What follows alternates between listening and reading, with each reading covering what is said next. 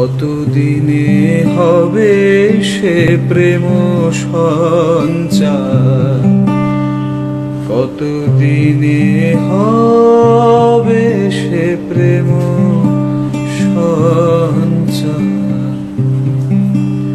হয়ে পূর্ণকাম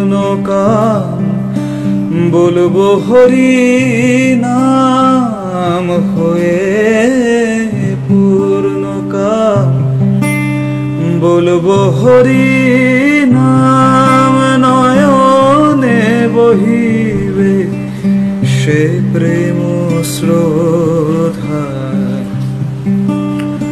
কতদিনে হবে সে প্রেম সঞ্চার।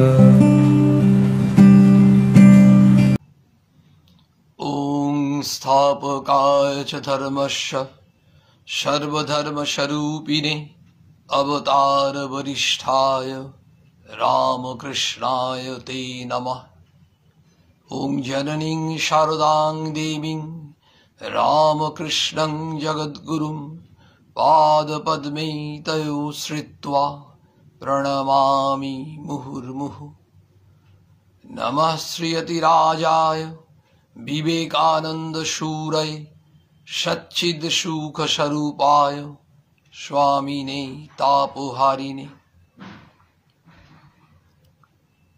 ভগবান শ্রীরামকৃষ্ণদেব আমাদের সকলের মা, মা জগজ্জননী যুগাচার্য স্বামী বিবেকানন্দের চরণে ভক্তিপূর্ণ প্রণাম নিবেদন করি।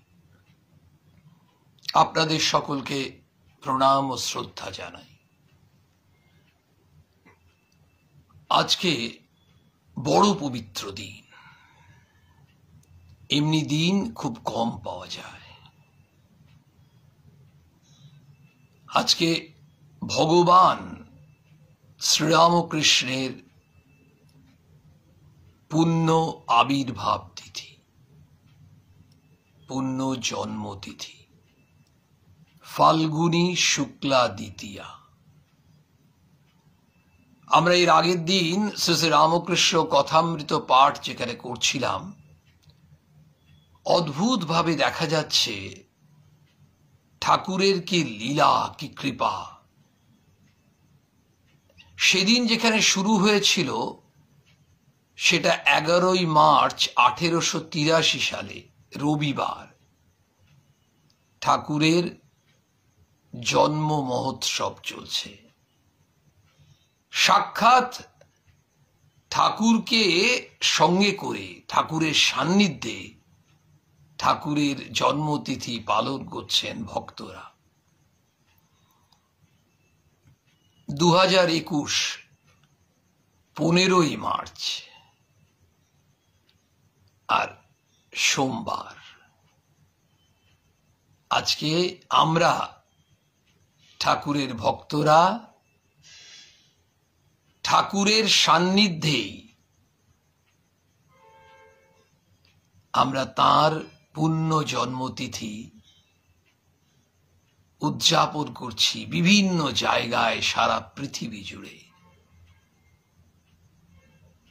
ঠাকুর সবাইকে ডাকছেন, আয় তোরা কে কোথায় আছিস আয়।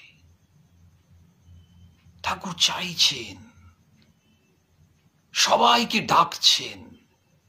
শ্রীরামকৃষ্ণ এক বিরাট সর্বগ্রাসী আলিঙ্গন, সবাইকে আলিঙ্গন করে নিচ্ছেন।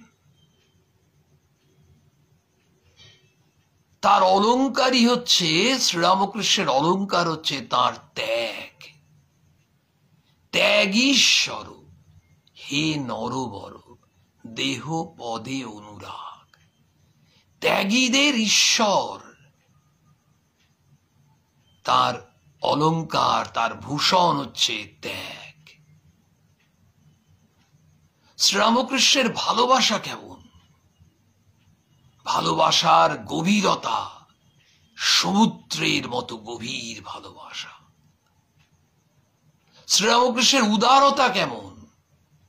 তার উদারতা আকাশের মতো অসীম,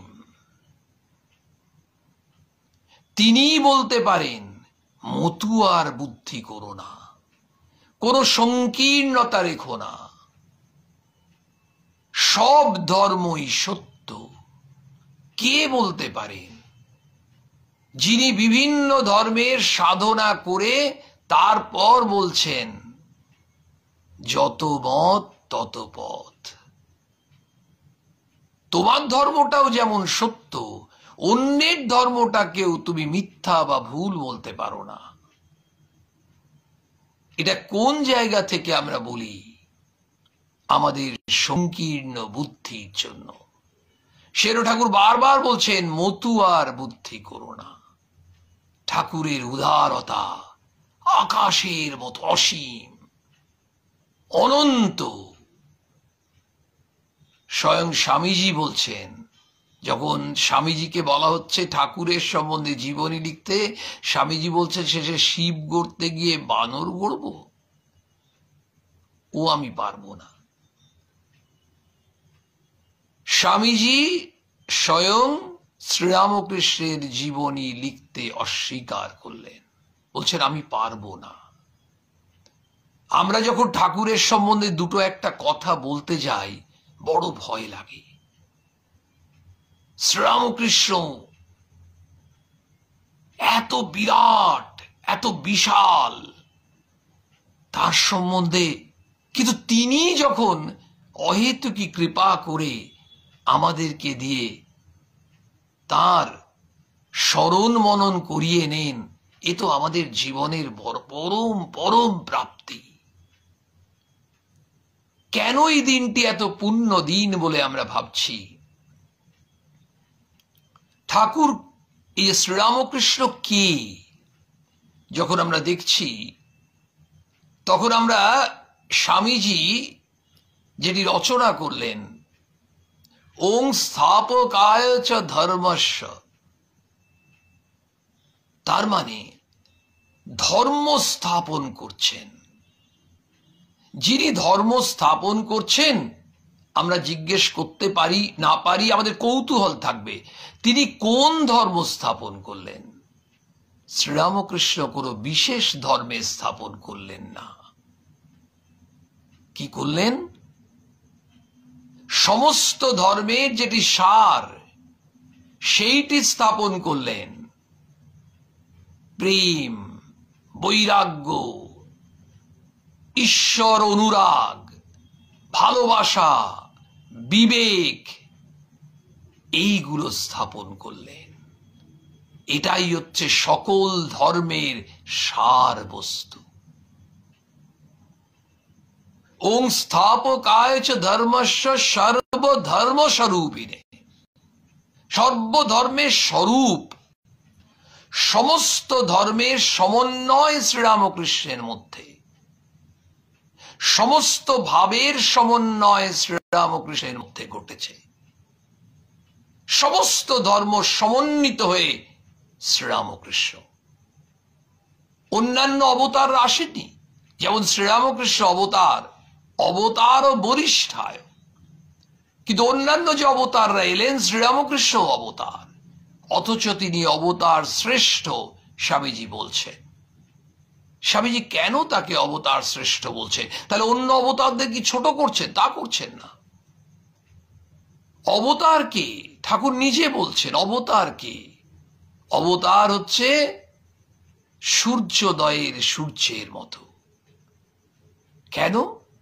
সূর্যোদয়ের সূর্যের দিকে আমরা তাকাতে পারি, কিন্তু মধ্যাহ্নের সূর্যের দিকে আমরা তাকাতে পারি না। কি তেজ, প্রখর তেজ, আমরা সেই সূর্যের দিকে তাকাতে পারি না। আমরা কিন্তু সূর্যোদয়ের সূর্যের দিকে তাকাতে পারি। একই সূর্য। ঠাকুর বলছেন অবতার হচ্ছেন সূর্যোদয়ের সূর্য। তার মধ্যে যে শক্তি, সেটা তিনি ঢেকে আসেন। ঠাকুর বলছেন অবতার আসেন ছদ্মবেশে। যেমন রাজা আসেন ছদ্মবেশে, রাজ্যে তার প্রজারা কেমন আছেন, তাদের কোথায় অসুবিধা রাজা দেখতে চান, তেমনি অবতার আসেন মানুষের কি কষ্ট, সেই কষ্ট দূর করতে। ভগবান শ্রীকৃষ্ণ গীতায় তাই বলছেন। কি বলছেন? যখন ধর্মের গ্লানি হয়, অধর্মের অভ্যুত্থান হয়, মানুষ সত্য থেকে বিচ্যুত হয়, তখন অবতার অবতীর্ণ হন। সাধু মানুষদের, সৎ মানুষদের পরিত্রাণ করার জন্য অবতারকে অবতীর্ণ হতে হয়। দুষ্কৃতীদের বিনাশ করার জন্য অবতীর্ণ হন। অবতীর্ণ হন যুগের প্রয়োজনে, অবতীর্ণ হন জীবের কল্যাণে। কিন্তু এই যে যুগে যুগে অবতার আসছেন, রামচন্দ্র এলেন, শ্রীকৃষ্ণ এলেন, চৈতন্য মহাপ্রভু এলেন, যীশুখ্রিস্ট আসছেন, বুদ্ধ আসছেন, এই যে অবতার, শ্রীরামকৃষ্ণ আসছেন, প্রত্যেক অবতার তার শক্তি নিয়ে আসছে। প্রত্যেক অবতার তার সঙ্গে তার যেন অস্ত্র। রামচন্দ্র আমরা দেখছি তীর ধনুক, শ্রীকৃষ্ণ দেখছি সুদর্শন চক্র। তাহলে ঠাকুর যখন নিজে বলছেন যে রাম, যে কৃষ্ণ, সেই ইদানিং রাম ও কৃষ্ণ। এই যে ঠাকুর এই কথাটি বলছেন, তাহলে রামচন্দ্র অবতার, প্রত্যেকটি অবতারই, যে কথাটা একটু আগে বললাম ঠাকুরের কথা, যে অবতার হচ্ছে সূর্যোদয়ের সূর্যের মতো, এটা স্বয়ং ঠাকুর বলেছেন। কারণ আমরা সেই অবতার কেন ঠাকুর এই কথা বলছেন? কারণ তিনি অবতার নিজের শক্তিটা কেন ঢেকে আসছেন? যাতে অবতার সাধারণ মানুষের মতো, আমার আপনার মতো, আমাদের মতো তারা পোশাক পরবেন, আমাদের মতো তারা ঘুরে বেড়াবেন, আমাদের সঙ্গে মিশবেন, কথা বলবেন। আমরা কিছু বুঝতেই পারবো না। অবতার যখন চলে যান, তখন আমরা ভাবছি আমাদের থেকে যেন ভিন্ন। আমরা যেন প্রেম ভালোবাসার সংজ্ঞা ভুলে গেছিলাম। তিনি দেখিয়ে দিয়ে গেলেন মানুষকে কিভাবে ভালোবাসতে হয়। পবিত্রতা, সেই ব্যাপারটাই আমাদের মন থেকে মুছে গেছিল। তিনি শিখিয়ে দিয়ে গেলেন মনকে কিভাবে পবিত্র করতে হয়, কিভাবে ঈশ্বরের প্রতি আসক্তি বাড়াতে হয়। এই অবতার চলে যাওয়ার পর যেন আমাদের অনুভূতি হয়। শ্রীরামকৃষ্ণ তিনি কিভাবে, তিনি কি অস্ত্র নিয়ে এলেন? তিনি প্রণাম অস্ত্র নিয়ে এলেন।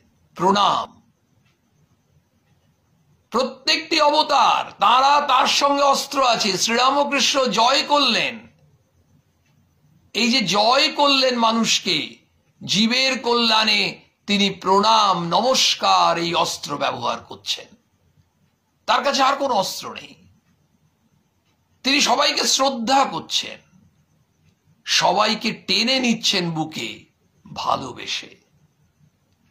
তার কাছে একটাই, স্বামীজি বলছেন ঠাকুরের সম্বন্ধে, LOVE ক্যাপিটালে, লাভ পার্সনিফাইড, ঘনীভূত ভালোবাসার নাম শ্রীরামকৃষ্ণ। এই শ্রীরামকৃষ্ণ, এই যে প্রণাম, এটি ছোট্ট ঘটনা স্মরণ করলে আমাদের ভালো লাগবে। স্বামী অদ্ভুতানন্দজি মহারাজ, লাটু মহারাজ, দক্ষিণেশ্বরে যেমন ভক্তরা আসেন, তেমনি কোন একজন গৃহী এসছেন। সেই গৃহী ভক্ত লাটু মহারাজের সঙ্গে একটু কথাবার্তা ওদের ঠিক করে বলেননি। লাটু মহারাজ তাকে দু চারটে কথা শুনিয়ে দিয়েছেন। ঠাকুর সেটা শুনতে পেয়েছেন। তারপর যখন তিনি চলে গেছেন, তখন লাটু মহারাজকে ঠাকুর বলছেন, এটা তুই কি করলি? সংসারী মানুষ, তারা সংসারে কত জ্বালা, কত কষ্ট, কত যন্ত্রণা, তুই কি বুঝবি? ওরা ওদের দুঃখ দূর করার জন্য, একটু জ্বালা অশান্তি থেকে একটু শান্তি পাওয়ার জন্য এখানে আসে, আর তুই কিনা ওর সঙ্গে এমনি আচরণ করলি। বলছে তুই গিয়ে কালকে তার কাছে ক্ষমা চেয়ে আসবি। লাটু মহারাজ ঠাকুরের নির্দেশ অনুযায়ী তার কাছে গেলেন, যদিও তার ইচ্ছে হচ্ছে না, তবু গেলেন। গিয়ে যখন তিনি বললেন, সেই ভক্তটি, তার মন একটু বিগলিত হলো, কিন্তু আর কিছু না। এরপর লাটু মহারাজ ফিরলেন, ঠাকুর বললেন, তুই গেছিলিস? বলছেন হ্যাঁ। তুই ক্ষমা চেয়েছিস? বলছেন হ্যাঁ। তুই এখানকার প্রণাম দিয়েছিস? লাটু মহারাজ বলছেন না তো। এখানকার প্রণাম মানে ঠাকুরের প্রণাম। ঠাকুর তাকে প্রণাম জানাচ্ছেন। এটা কোনো বিরল ঘটনা নয়, এমনি ঘটনা আরো আছে। একদিন দুপুর বেলায় ঠাকুর একটু বিশ্রাম করে উঠেছেন, দেখছেন ভক্তরা অনেকে বসে আছেন। ঠাকুর উঠেই সবাইকে হাত জোড় করে প্রণাম করছেন। সবাই খুব অস্বস্তিতে পড়ে গেছেন, তারা ঠাকুরকে প্রণাম করবেন। ঠাকুর বলছেন, তা কি হলো, তোমাদের সবার ভেতরেই তো সেই ঈশ্বর আছেন, আমি সবাইকে প্রণাম করছি। ঠাকুর প্রণাম শেখাচ্ছেন। আমরা যত বিনম্র হব, আমাদের যত অহংবোধ যাবে, আমরা একটি মানুষকে তত শ্রদ্ধা জানাতে পারি, আমরা আমাদের হৃদয়ে প্রণাম জানাতে পারি। অদ্ভুত ভাবে লাটু মহারাজ যখন তারপরে আবার জানাতে গেলেন সেই প্রণাম, তখন ওই ভক্তটি কেঁদে ফেলেছেন। এই হচ্ছেন আমাদের ঠাকুর, আমাদের প্রাণের ঠাকুর শ্রীরামকৃষ্ণ। শ্রীরামকৃষ্ণ আমাদের শেখাতে এসেছেন। কি শেখাতে এসেছেন? আমাদের মনের মধ্যে ঈশ্বরকে আমরা যাতে ভালোবাসতে পারি। ভগবানকে ভালোবাসলে কি হয়? নিরঞ্জন মহারাজকে ঠাকুর একবার বলছেন, তুমি যদি কোনো মানুষকে ভালোবাসো, মানুষের উপকার করো, 99টা উপকার করো, আর একবার যদি তার মনের মতো কিছু না হয়, সে তোমার 99টা উপকার ভুলে যাবে। আমাদের ব্যবহারিক জগতে এটা হয় কিনা আপনারা চিন্তা করে দেখুন। আমরা সবাই বলবো, হ্যাঁ ঠাকুর ঠিক বলেছেন, আমাদের তাই তো হয়। আমরা তখন ওই যে একটা আমার পছন্দসই হলো না, সেটাকেই আমি বড় করে ধরলাম, বাকি 99টা উপকার করেছে ভুলে যাই।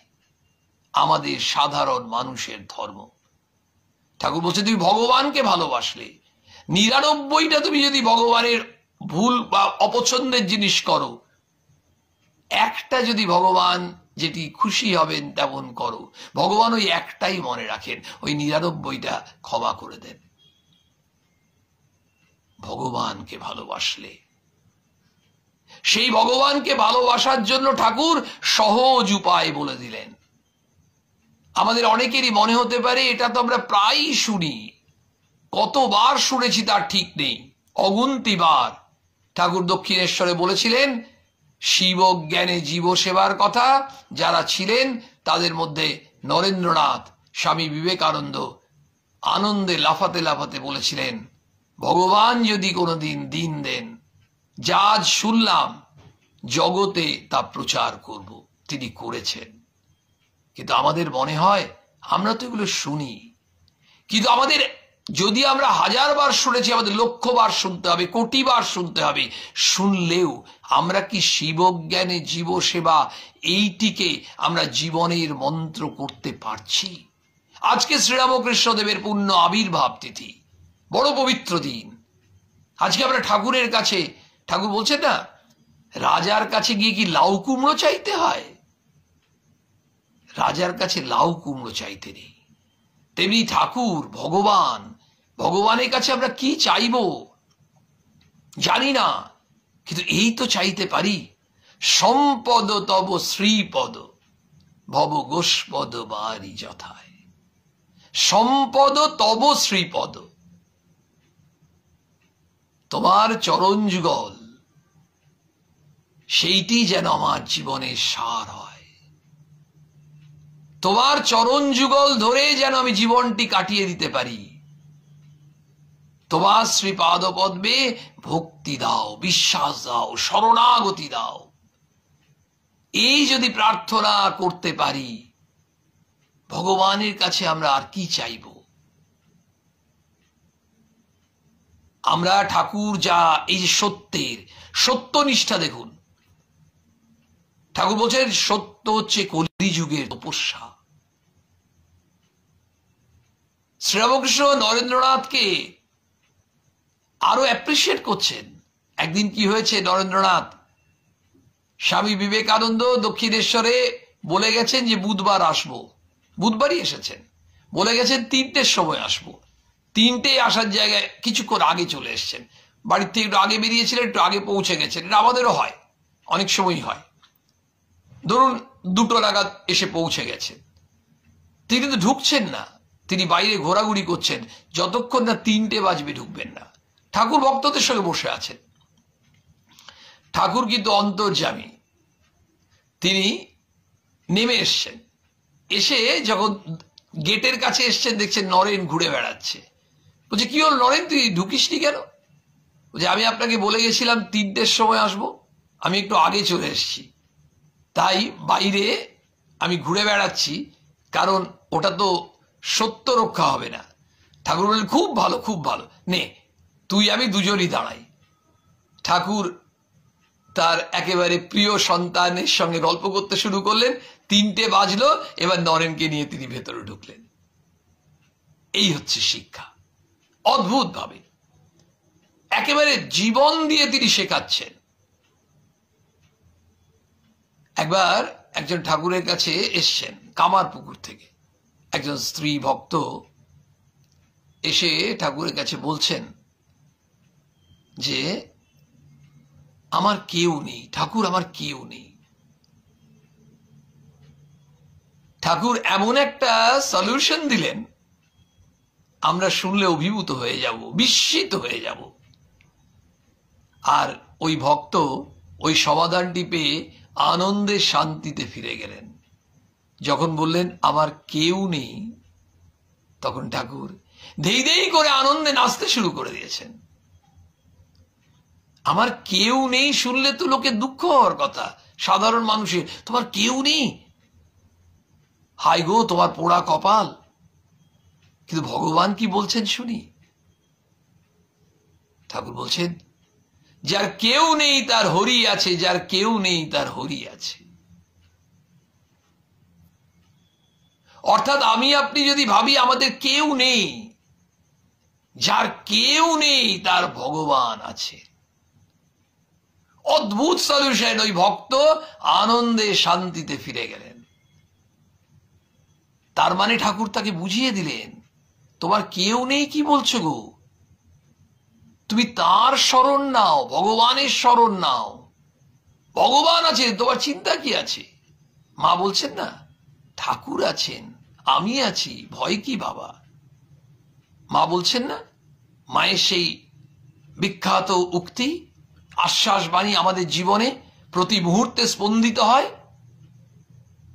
মনে ভাববে আর কেউ না থাক, আমার একজন মা আছেন।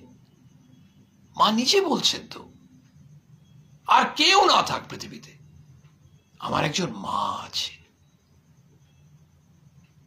ঠাকুরের কাছে একজন গিয়ে বলছেন যে আমার খুব দুঃখ, সুখ কম, দুঃখই বেশি, খুব দুঃখ জীবনে। ঠাকুর শুনে বলছেন, সুখের চেয়ে দুঃখ ভালো, সুখের চেয়ে দুঃখ ভালো। আমাদের অনেক সময় মনে হতে পারে, তাহলে শ্রীরামকৃষ্ণকে এই উত্তরটা দেওয়ার সময় একটু সদয় হলেন না, বলে দুঃখই ভালো। ভগবান যা বলবেন তাই তো জীবের কল্যাণের জন্য, তাহলে সুখের চেয়ে দুঃখ ভালো। মা বলছেন এক জায়গায়, বাবা দুঃখই তো ভগবানের দয়ার দান। ভগবান আমাকে আপনাকে করুণা করছেন, দয়া করছেন, কৃপা করছেন, বুঝবো কি করে যদি আমাদের জীবনে দুঃখ আসে। যত দুঃখ আসবে, কষ্ট আসবে, ঠাকুরের কাছে শুনলাম বলছেন সুখের থেকে দুঃখ ভালো। তারপরে দুঃখ আসা আমাদের জীবনের জন্য আশীর্বাদ। মা বলছেন, বাবা যেন দুঃখ হচ্ছে ভগবানের দয়ার দান। ভগবান যাকে দয়া করছেন, যাকে করুণা করছেন, তাকে তিনি দান হিসেবে কি দিচ্ছেন? করুণার দান হিসেবে দুঃখ এনে দিচ্ছেন। কেন? আমরা একটু সাধারণ বুদ্ধিতে বিচার করার চেষ্টা করি। আমরা তো সাধারণ মানুষ। আমরা জীবনে যখন দুঃখ পাই তখন ভগবানের কাছে কাঁদি, যখন আনন্দে সুখে থাকি তখন ভগবানকে ভুলে থাকি। এবং আমরা এটাও করে থাকি, আমাদের যে দুঃখটা আসে সাময়িক, তার জন্য ভগবানের কাছে ব্যাকুল হয়ে প্রার্থনা করি। সেই দুঃখ কেটে গেলে আমরা আবার সাময়িকভাবে ভগবানকে ভুলে যাই, যেন তাকে কাজে লাগাচ্ছি। তার চরণে শরণ নিয়ে থাকব। সম্পদ তব শ্রীপদ, ওইটি আমার সম্পদ, আর কিছু চাই না। আর কি চাইব আমরা তো নিজেরাও জানি না। সেই জন্যই ঠাকুর বলছেন না, রাজার কাছে কি লাউ কুমড়ো চাইতে হয় গো? তাহলে কি চাইব? সেটাও তো আমরা স্বামী ব্রহ্মানন্দজি মহারাজের কাছে সেই প্রার্থনা শিখেছি। কি প্রার্থনা? হে প্রভু, আমি ভালো মন্দ কিছু জানি না, আমি তোমার আশ্রিত, আমার যে অভাব তুমি তা পূরণ করো, আমার যে অভাব তুমি তা পূরণ করো। তার মানে আমার অভাবের কথা আমি ভগবানের কাছে বলবোই না, তার দায়িত্ব, আমি তার সন্তান, তুমি আমার মাতা, তুমি আমার পিতা। একটা সন্তান যখন খিদে পায়, সন্তান কিন্তু মা বাবাকে কোথার থেকে আনবে সেটা জানতে চায় না, সে শুধু বলেই খালাস আমার খিদে পেয়েছে। আবার সন্তানের যখন খিদে পায় তখন বলতেও হয় না, মা নিজেই বুঝতে পারে আমার সন্তানের খিদে পেয়েছে, আর তার যেটা প্রয়োজন মা সেটা কিভাবে জোগাড় করেন জানি না, জোসভাবে জোগাড় করে নিয়ে আসেন। আর ঠাকুর সেই জন্য আমাদের বলছেন, জোসভাবে তোমাদের লাভ করতে হবে ভগবান লাভ, জোসভাবে, বারবার বলছেন, যেন তেন প্রকারেণ। আর ভগবান লাভ করলে কি হবে? মাকে যখন জিজ্ঞেস করছেন, মা বলছেন, দুটো সিংহ যাবে নাকি? চৈতন্য, ওই চৈতন্য হবে। যে চৈতন্য আমাদের হোক সেটা ঠাকুর আশীর্বাদ করেছিলেন কল্পতরু হয়ে। ঠাকুর সবসময়ই কল্পতরু, প্রত্যেক দিনই কল্পতরু। সেখানে সেই প্রার্থনায় কি ছিল? আমার যে অভাব তুমি তা পূরণ করো। তাহলে আমার যে অভাব সেটা আমি ঠাকুরকে বলবোই না। কারণ কেন বলবো না? আমার যে অভাব সেটা আমি নিজেই জানি না, তিনি জানেন, তিনি অন্তর্যামী, তিনি জানেন আমার কি প্রয়োজন, আমাদের প্রত্যেকের প্রয়োজন তিনি জানেন। যে রাস্তায় চললে আমার কল্যাণ হবে সেই রাস্তায় নিয়ে চলো, তোমার স্মরণ মনন করার শক্তি দাও। আমি কোন রাস্তায় গেলে আমার ভালো হবে আমি জানি না তো। আমরা ভাবি আমরা জানি। কেন ভাবি? আমি নিজেকে কর্তা ভাবি। ঠাকুরের এই পুণ্য জন্মতিথিতে আমরা ঠাকুরের কাছে কি চাইবো জানি না, এই প্রার্থনাই করব। কিন্তু আমার মনের মধ্যে যে অহংবোধ, আমার মধ্যে যে ঈর্ষা ভাব, মাৎসর্য, পরশ্রী কাতরতা, ঠাকুরকে বারবার সেই প্রার্থনা করব, ঘুচিয়ে দাও। অহং কেমন? ঠাকুর বলছেন না, অশ্বত্থ গাছের ফেকড়ি, কাটলেও আবার গজিয়ে ওঠে। আমাদের কোথা থেকে যে অহংকার চলে আসে, আবার চলে আসে, বিভিন্ন কারণের অহংকার। এই অহংকার হচ্ছে এমন একটি জিনিস, মারাত্মক। এটি হচ্ছে ভয়ঙ্কর শত্রু, আমাদেরকে একেবারে বিনষ্ট করে দেয়। আমাদের পারস্পরিক সম্পর্ক নষ্ট হয়ে যায়। আমি তোমার থেকে বড়, নামে, টাকায়, যশে, আমার শক্তিতে, ক্ষমতায়, এই ভাবতে ভাবতে আমি নিজেকে কেউ কেটা ভাবছি, নিজে কি না হয়ে গেছি। তুমি প্রভু, আমি দাস, তুমি কর্তা, আমি অকর্তা। এই হচ্ছে শ্রীরামকৃষ্ণের শিক্ষা। শ্রীরামকৃষ্ণের জীবন মানে কি? নিরভিমানতা, কোন অহংবোধ নেই। শ্রীরামকৃষ্ণের জীবন মানেই সত্যনিষ্ঠা। কেমন সত্যনিষ্ঠা? ধনী কামারিনীকে কথা দিয়েছিলেন যে তিনি তার ভিক্ষে মা হবেন। কথা দিয়েছেন যখন, আর যখন উপনয়নের সময় হলো তখন বাড়িতে কেউ রাজি হচ্ছেন না, নিচু জাতে, তিনি কি করে ভিক্ষে মা হতে পারেন? ঠাকুর বলছেন, আমি কথা দিয়েছি, সত্য থেকে বিচ্যুত হবেন না ঠাকুর। ধনী কামারিনী ভিক্ষে মা হলেন। নিদর্শন, দৃষ্টান্ত, বিপ্লব এনে দিয়েছেন ধর্মজগতে শ্রীরামকৃষ্ণ। সমস্ত ধর্মের সাধনা করছেন। আমরা রামচন্দ্রের মধ্যে দেখছি সত্যানুরাগ, কর্তব্যবোধ। শ্রীকৃষ্ণের মধ্যে দেখছি অনাসক্তি। বুদ্ধ, চৈতন্য, যীশুখ্রিস্ট, এদের মধ্যে দেখছি উদ্বেল প্রেম। সবার মধ্যে কোনো না কোনো একটা ভাব। আর শ্রীরামকৃষ্ণের মধ্যে এই সমস্ত ভাবের সমন্বয় ঘটেছে। সেই জন্য শ্রীরামকৃষ্ণ অবতার শ্রেষ্ঠ, অবতার বরিষ্ঠ। স্বামীজি বলছেন, জাস্টিফিকেশনটা কি? প্রত্যেকেই একটা বা দুটো ভাব নিয়ে এসছেন, সবাই অবতার, কিন্তু শ্রীরামকৃষ্ণের মধ্যে এই সমস্ত ভাবের একসঙ্গে সমন্বিত হতে দেখা যাচ্ছে। তিনিই হচ্ছেন শ্রীরামকৃষ্ণ। সেই জন্য সর্বধর্ম স্বরূপিণে, সমস্ত ধর্মের স্বরূপ, সমস্ত ধর্মের সমন্বয়, সমস্ত ভাবের সমন্বয়। মজার কথা, ঠাকুর বাজে বাজেই বলতেন, আমি হাটে হাড়ি ভেঙে দিয়ে যাব, মানে যাওয়ার সময় আমি বলে দিয়ে যাব আমি কে। তাকে ঠাকুর যে অবতার, কে চিনবেন? প্রথম চিনেছিলেন ঠাকুর যখন ছোটবেলায়, গদাই, ছোট্ট গদাই, কামারপুকুরে চিনু শাখারি বৃদ্ধ, আর এই ছোট্ট গদাই, তাকে নিয়ে একটা জায়গায় বসিয়ে তাকে পুজো করছেন। বলছেন, জানি প্রভু তুমি কে, তুমি কত লীলা দেখাবে, কিন্তু সেই লীলা তো আমি দেখতে পারবো না, আমার পুজো তুমি গ্রহণ করো। চিনু শাখারি চিনেছিলেন গিরিশ ঘোষ, রামদত্ত।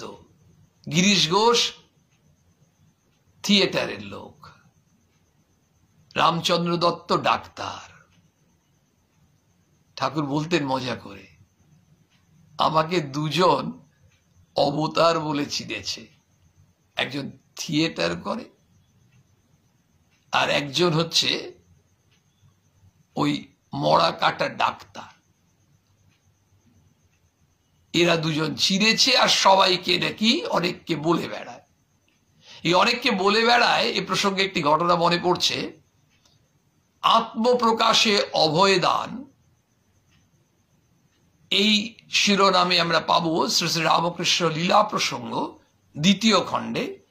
লীলা প্রসঙ্গকার স্বামী শারদানন্দজি মহারাজ লিখছেন সেখানে, যেদিন 1 জানুয়ারি 1886, যেটা অনেকে বলে থাকেন, ঠাকুরের গৃহী ভক্তরা তখন বলেছিলেন কল্পতরু দিবস। লীলা প্রসঙ্গকার বলছেন যে আমরা ওটা আত্মপ্রকাশে অভয়দান এই হিসেবেই চিহ্নিত করতে পারি। সেই দিন যখন ঠাকুর নেমে এলেন, ওপর থেকে নেমে 3:15 নাগাদ দুপুরবেলায় তিনি এগিয়ে যাচ্ছেন একটু, আর তখন ভক্তরা ঠাকুরকে দেখে আর নিজেকে সামলাতে পারেনি, সবাই ঠাকুরের দিকে এগিয়ে গেছেন। তখন ঠাকুর হঠাৎ গিরিশ ঘোষের দিকে তাকিয়ে বলছেন, গিরিশ, তুমি আমার সম্বন্ধে, বা নিজেকে দেখিয়ে বলছেন, অবতারত্ব নিয়ে তুমি এত বলে বেড়াও, তুমি কি বুঝেছ? তখন গিরিশ ঘোষ হাঁটু গেড়ে বসে করজোরে ঠাকুরকে প্রণাম জানিয়ে বলছেন, ব্যাস বাল্মীকি যার ইয়ত্তা করতে পারেননি, তার সম্বন্ধে আমি অধিক আর কি বলিব।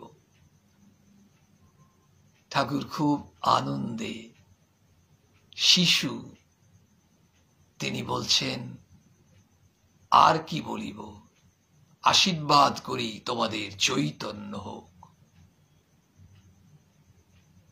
আমাদের চৈতন্য হোক। শ্রীরামকৃষ্ণের ভাষায় আমাদের মান ও হুঁশ এই দুটো যদি জন্মায় তাহলেই আমরা মানুষ হব।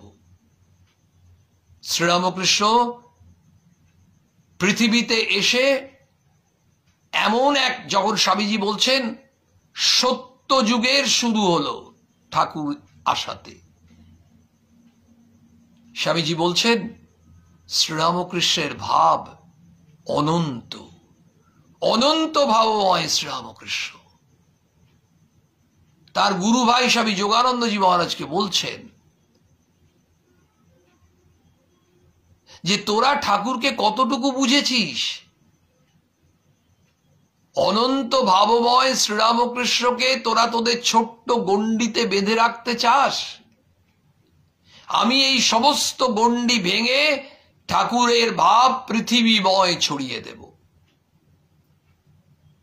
স্বামীজি শ্রীরামকৃষ্ণের ভাব পৃথিবীময় ছড়ালেন। শিকাগো ধর্ম মহাসভা এবং পাশ্চাত্যে বিভিন্ন জায়গায় তিনি শ্রীরামকৃষ্ণের ভাবই ছড়িয়ে এসছেন। ঠাকুরের ভাব, যত মত তত পথ, সব ধর্মই সত্য, সহিষ্ণুতা নয় গ্রহিষ্ণুতা। শুধু সব ধর্মকে সহ্য করব না, সব ধর্মকে গ্রহণ করব। সেই জন্যই স্বামীজি বলেছিলেন 27 সেপ্টেম্বর 1893 এর বক্তৃতায়, বিবাদ নয়, বিনাশ নয়, এগুলো নয়, যেটা দরকার সেটা হচ্ছে সহযোগিতা,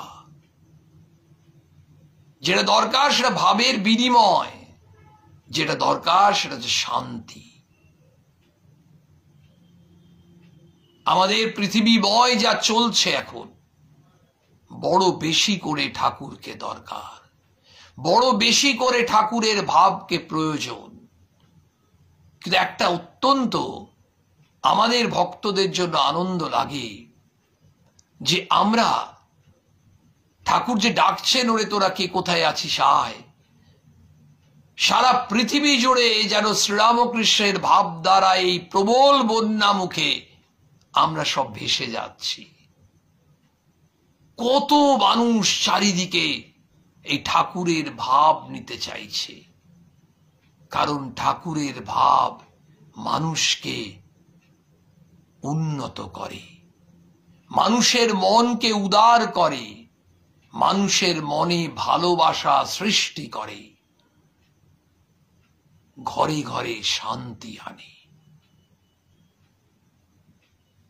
শ্রীরামকৃষ্ণ এই যে আমরা ত্যাগীশ্বর, তিনি যে ত্যাগের কথা বলছেন, তার ভূষণই তো ত্যাগ। কি ত্যাগ করতে বলছেন? আমাদের অহং। ঠাকুর নিজে বাবুরাম মহারাজকে বলছেন, আমি অন্য কিছু ক্ষমা করে দিতে পারি, কিন্তু অহংকারটাকে আমি ক্ষমা করতে পারি না। আমরা চাইব ঠাকুরের কাছে যে ঠাকুর আমাদের যাতে অন্যায় ক্ষমা করতে পারেন। ঠাকুর তো বলছেন করবেন। আমরা ঠাকুরকে যা নিবেদন করি ঠাকুর তা গ্রহণ করেন। নিজে ঠাকুর বলেছেন, একবার যখন নিস্তারিণী দেবী ঠাকুরের কাছে কাশীপুরে যান, নবগোপাল ঘোষের স্ত্রী, দুজনই ঠাকুরের ভক্ত, কাশীপুরে গিয়ে ঠাকুরকে যখন নিবেদন করছেন, বলছেন আমি আপনাকে কিছু খাওয়াবো, মিষ্টি নিয়ে এসছি, ঠাকুর কিন্তু গ্রহণ করলেন, মুখটা বাড়িয়ে দিলেন। ঠাকুর যখন দেখলেন যে সেই ভক্ত তাতে খুব সন্তুষ্ট নয়, আবার খাওয়াতে চাইছে, তিনি দ্বিতীয়বারও ঠাকুর তাতে সায় দিলেন, গ্রহণ করলেন। তৃতীয়বার যখন ভক্ত আবার অসন্তোষ প্রকাশ করেছেন, আবার খাওয়াতে চেয়েছেন, তখন ঠাকুর তাকে বলেছেন না, এরপরে তুমি বা অন্য যে কেউ আমাকে যা দেবে আমি তা সূক্ষ্ম শরীরে গ্রহণ করব। ঠাকুর নিজে বলেছেন, এরপরে তুমি বা অন্য যে কেউ আমাকে যা দেবে, অন্য যে কেউ বলতে আমরা সবাই ঠাকুরকে যাই দিই। আমরা ভাবি ঠাকুরের জন্য কি আনলাম, কি বিরাট অ্যারেঞ্জমেন্ট করলাম। ভগবান মন দেখেন, ভগবান তো অর্থের বশীভূত নন। শ্রীরামকৃষ্ণ নিজে বলছেন ভগবানের কাছে যদি যেতে হয় আমাদের ভক্তি দিয়ে ভগবানের কাছে যেতে হবে। আমি নকুল দানা দিলাম না বাতাসা দিলাম, না আমি বিরাট দামি মিষ্টি দামি দামি ফল দিলাম, এটা তো ভগবান দেখছেন না। আমি কি তা ভক্তি দিয়ে নিবেদন করছি? তাহলে একটি কুড়ে ঘরে যিনি বসে আছেন,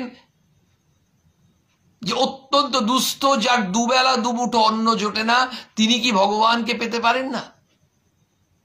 আমরা রসিক ম্যাথরের ঘটনা জানি না? শ্রীরামকৃষ্ণ জীবনের ঘটনা দেখলে বুঝতে পারি ঠাকুর ওই যে বলছেন কাকে কৃপা করবেন ভগবান, ভাবগ্রাহী জনার্দন তিনি জানেন, তিনি মন দেখেন, কে কোথায় আছেন, কে কি কাজ করেন সেটা দেখেন না।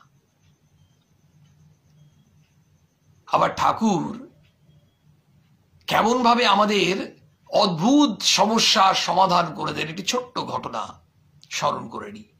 কথামৃতকার শ্রীম মাস্টারমশাই তিনি বলছেন, ঠাকুর নিজেই বলছেন আমি পুরীর জগন্নাথ, আবার নিজেই পুরীতে যেতেন না, বলতেন আমি সেখানে গেলে এই শরীরটা থাকবে না।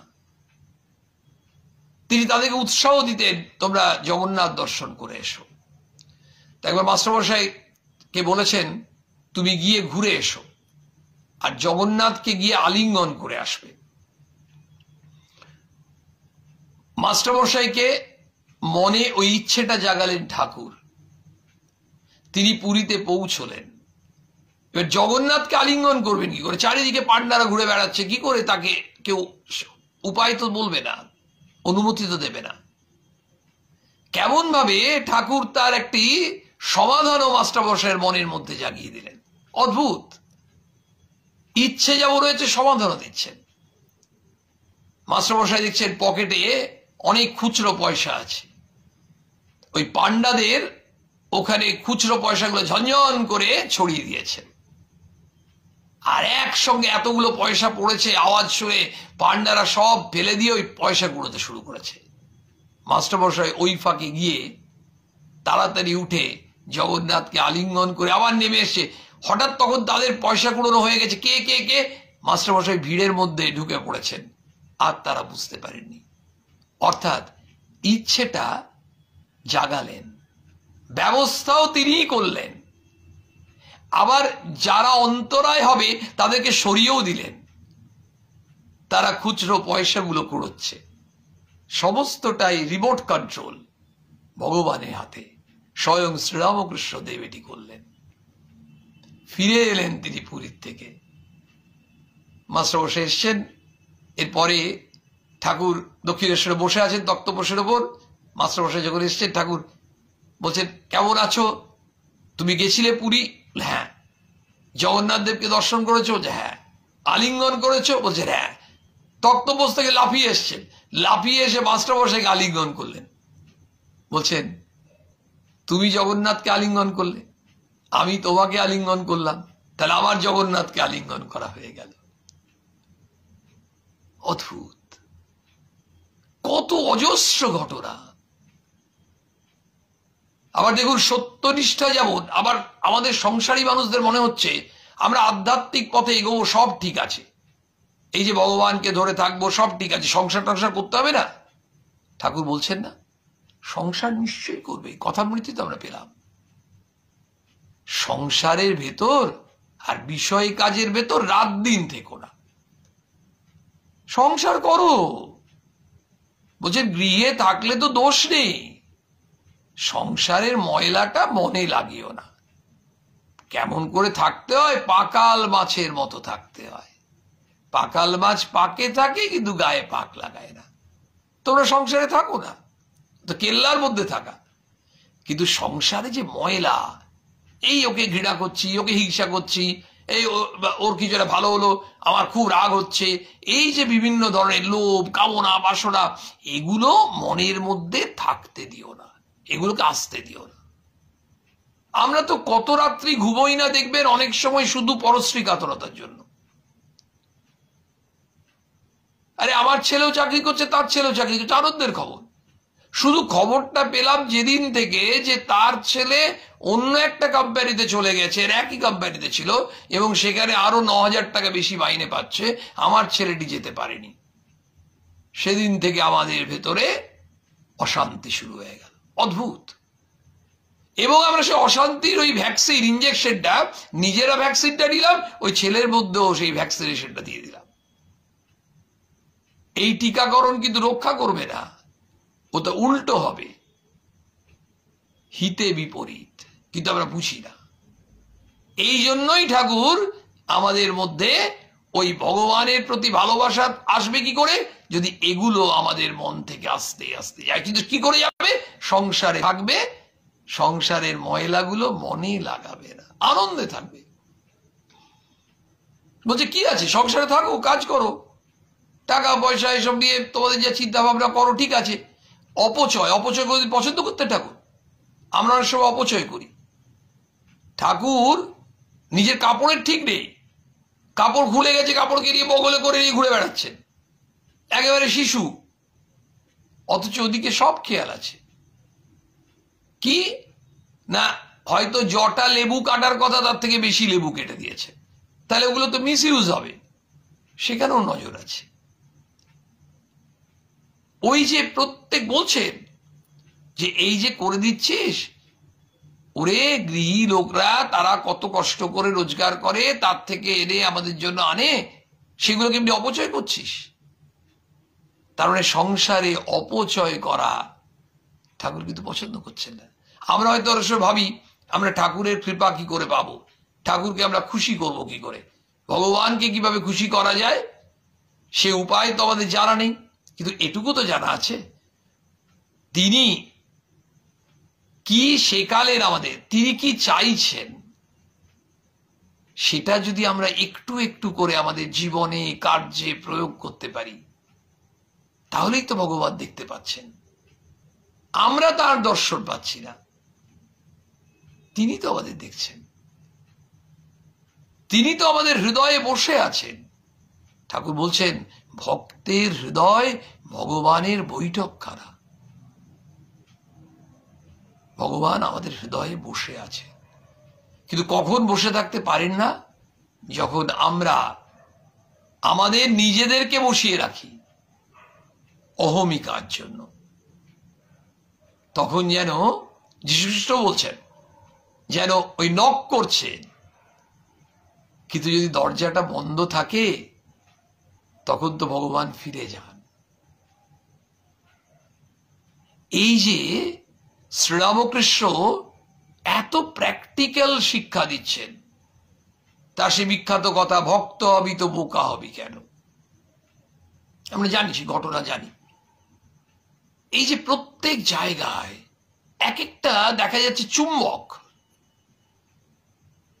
আবার কাউকে কিছু জোর করছেন না, বলছেন রুচি ভেদ, অধিকারী ভেদ, এক একজনের এক একটা নেওয়ার ক্ষমতা। ঠাকুর সুন্দর উপমা দিচ্ছেন, আমরা আগের দিন কথা বলতে পেয়েছিলাম যে মা ছেড়েছেন, মাছের মা কিন্তু বিভিন্ন ছেলেদের কাউকে মাছের টক করে দিচ্ছেন, কাউকে মাছের পোলাও করে দিচ্ছেন, কাউকে মাছের ঝাল করে দিচ্ছেন, যার পেটে যা সয়। অর্থাৎ ঠাকুর যেটা বলছেন রুচি ভেদ, অধিকারী ভেদ। ঠাকুর এই অবতার তত্ত্ব সম্বন্ধে বলতে গিয়ে আমরা আগের দিন দেখেছিলাম, বলছেন যে কি না, সেখান থেকে তারপরে বলছেন ঠাকুর ঋষিরা জ্ঞানী ছিলেন, তাই তারা অখণ্ড সচ্চিদানন্দকে চাইতেন। আবার ভক্তেরা অবতারকে চান ভক্তি আস্বাদন করবার জন্য। আমরা ঠাকুরের অমৃত কথার একটুও তো আজকে পড়া উচিত। বিভিন্ন জায়গা থেকেই আমরা প্রসঙ্গ করলাম, কিন্তু একেবারে আজকে যে প্রসঙ্গটা চলছিল, ভক্তেরা অবতারকে চান। আমরা ভক্ত, কিন্তু আমরা কেমন ভক্ত? ঠাকুর সেখানেও বলছেন প্রকৃত ভক্ত কে, তার কেমন উদাহরণ দিচ্ছেন, খানদানি চাষা। খানদানি চাষা কি করে? বলছে 12 বছর যদি বৃষ্টি না হয় তাও চাষ ছাড়ে না। বলছে সত্যিকারের ভক্ত যে হবে সেই ঈশ্বরের নাম গুণগান করে যাবে, সে ভগবানকে দর্শন পাক আর না পাক, ছাড়বে না। তাহলে ভক্তেরা অবতারকে চান, আর অবতার ঈশ্বরই অবতার রূপে অবতীর্ণ হন। ঠাকুর বলছেন স্বয়ং ভগবানই আসেন, স্বয়ং ভগবান এই নরদেহে আসছেন। এই যে ঠাকুরের শরীর সাধারণ মানুষের শরীর, মা এলেন ভগবতী, কে বলবে? জগন্মাতা একেবারে ঘোমটা দিয়ে চলে গেলেন। রাজা মহারাজ বলছেন, মথুরবাবু বলছেন ঠাকুরের সম্বন্ধে একই কথা, কে যেন আমার সামনে দিয়ে গোমটা দিয়ে চলে গেলেন। মথুরবাবু কত অভিজ্ঞতা, একদিন ঠাকুর পায়চারি করছেন, একদিকে যাচ্ছেন আবার ফিরছেন, মথুরবাবু 2-3 বার দেখেছেন, দেখে এসে একদম ঠাকুরের পায়ে পড়ে গেছেন। ঠাকুর বলছেন কি হলো, কি হলো? রানী মায়ের জামাই। তখন বলছেন আমি দেখলাম, একেবারে প্রত্যক্ষ করলাম, একদিকে দেখছেন মা কালী, একদিকে দেখছেন দেবাদিদেব মহাদেব শিব। এই যে আমাদের যিনি শ্রীরামকৃষ্ণ, তাকেই দেখছেন তিনি মা কালী, তিনি শিব। এই যে আমরা প্রার্থনা করার কথা বলছিলাম, মা বলছেন না, ঠিকই বলছেন আপনারা, নির্বাসনা। মা বলছেন বাবা নির্বাসনা প্রার্থনা করো। আমরা বারবার যদি নির্বাসনা প্রার্থনা করি, যে প্রার্থনাটা একটু আগে আমরা করলাম, স্বামী ব্রহ্মানন্দজি মহারাজ যেটা শিখিয়েছেন, আমার যা অভাব তুমি তা পূরণ করো, তাহলে আবার কোনো কামনা বাসনার ফর্দ দেবই না ভগবানের কাছে, কারণ এই ফর্দ শেষ হয় না। আমাদের যে চাহিদা সেটা কোনোদিন ফুরোবার নয়। যতই পাই না কেন, মা বলছেন না, মানুষকে যতই দাও না কেন তার কিন্তু কিছুতেই সন্তোষ হয় না। এই যে ঠাকুর ভগবান, মা ভগবতী এলেন, এই যে যুগে যুগে অবতার আসছেন, কিন্তু শ্রীরামকৃষ্ণ কেমন অবতার? স্বামীজি অসাধারণ বলছেন, he is the latest and the most perfect.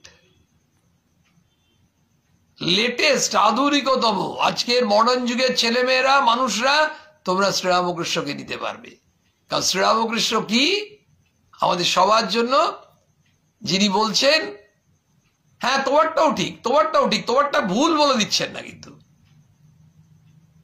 এই যে গ্রহণ করতে শেখাচ্ছেন। ঠাকুরের কাছে কোনো বর্জনীয়তা নেই, শুধু গ্রহণীয়তা। ঠাকুর যোগ লাহাবাবুর পাঠশালায় শিখেছিলেন, তারপর শেখেননি। বলছেন ওই অঙ্ক ঠাকুর শিখবেন না, চাল কলা বাধাবিদ্যে শিখবেন না। ঠাকুর তো জুড়ে দিতে এসছেন। বলুন তো, ছোট্ট গদাই কত বয়স হবে? 9-10 বছর বয়স। ওই জমিদারদের বাড়িতে সেই বিরাট পণ্ডিতরা বসেছে, সেটা জটিল বিষয় নিয়ে তারা আলোচনা করছে, কোনো সলিউশন বার করতে পারছে না। তখন কয়েকটা ছোট ছোট ছেলে খেলছে, গদাইও খেলছেন। তিনি গিয়ে বলছেন আমি কি বলতে পারি? তুই বলবি, কি বলবি বল।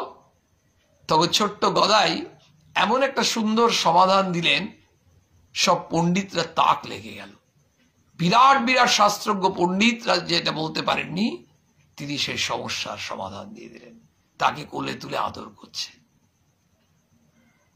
তিনি তো সমস্যার সমাধান দিতেই এসেছেন, তিনি তো জুড়ে দিতেই এসছেন। দক্ষিণেশ্বরে আপনাদের জানা ঘটনা, গোবিন্দজির মূর্তিটি পড়ে গেল, তখন রানীমা একেবারে সমস্ত পণ্ডিতদেরকে জিজ্ঞেস করছেন, প্রায় সবাই একই সমাধান দিল, ভাঙা মূর্তি রাখতে নেই, গঙ্গা জলে ফেলে দিয়ে নতুন মূর্তি আনতে হবে।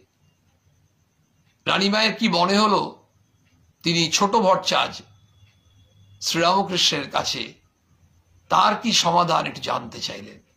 ঠাকুর বলছেন রানীমাকে বললে না, রানীমায়ের যদি জামাইয়ের পা ভাঙে, তাহলে জামাইকে গঙ্গা জলে ফেলে দিয়ে নতুন জামাই নিয়ে আসবে তো রানীমা। রানীমা সমাধান পেয়ে গেলেন। সেই ভাঙা মূর্তির পা জুড়ে দিলেন স্বয়ং ঠাকুর। এমন জুড়লেন বোঝাই গেল না আদৌ পা ভেঙেছিল কিনা। ঠাকুর জুড়ে দিতে এসছেন, আমরা ভেঙে দিতে চাই। আমরা বিয়োগ জানি, আমরা যোগটা একটু দুর্বল। ঠাকুর যোগটাই জানেন, সমন্বয়। যোগ করার জন্য যা দরকার অহং বিসর্জন আর উন্মত্ত ভালোবাসা, উদ্বেল ভালোবাসা, প্রেম, উদারতা, সেইটি হচ্ছে শ্রীরামকৃষ্ণ আদর্শ। সবাইকে ভালোবাসো। মানুষ কি কমগা? ঠাকুরের কথা, চোখ বুঝলে তাকে দেখা যায় আর চোখ খুললে তাকে দেখা যায় না। মানে যেটি স্বামীজি বললেন, বহু রূপে সম্মুখে তোমার ছাড়ি কোথা খুঁজিছ ঈশ্বর, জীবে প্রেম করে যেই জন সেই জন সেবিছে ঈশ্বর। জীবন্ত ভগবান। ঠাকুর বললেন চোখ বুঝলে তাকে দেখা যায় আর চোখ খুললে তাকে দেখা যায়। যাকে দেখছো, ওই দুর্বল মানুষটি, ক্ষুধার্ত মানুষটি, ভিক্ষুকটি, অন্ধ মানুষটি, তারা কি তোমার ভগবান নয়? এই হচ্ছে শ্রীরামকৃষ্ণের শিক্ষা। তাই বললেন কি না, বললেন ভক্তি আস্বাদন করতে ভক্তেরা অবতারকে চান। আমরা যে বলি না, ভক্তানুকম্পা ধৃত বিগ্রহং বই, ভক্তদেরকে, আমাদেরকে অনুকম্পা, কৃপা করার জন্যই ঠাকুর অবতীর্ণ হয়েছিলেন। ভক্তানুকম্পা ধৃত বিগ্রহং বই, তার অবতীর্ণ হওয়া জীবের কল্যাণের জন্য। অবতার শ্রেষ্ঠ শ্রীরামকৃষ্ণ, ভগবান শ্রীরামকৃষ্ণের পূর্ণ আবির্ভাব তিথি, পূর্ণ জন্মতিথিতে ঠাকুরের চরণে, ঠাকুরের শ্রীপাদ পদ্মে মুহুর্মুহু প্রণাম জানাই। আমরা সকলেই যেন তোমার প্রদর্শিত পথে আমরা এগিয়ে যেতে পারি। তুমি কৃপা করো, কৃপা করো, কৃপা করো। জয় রামকৃষ্ণ।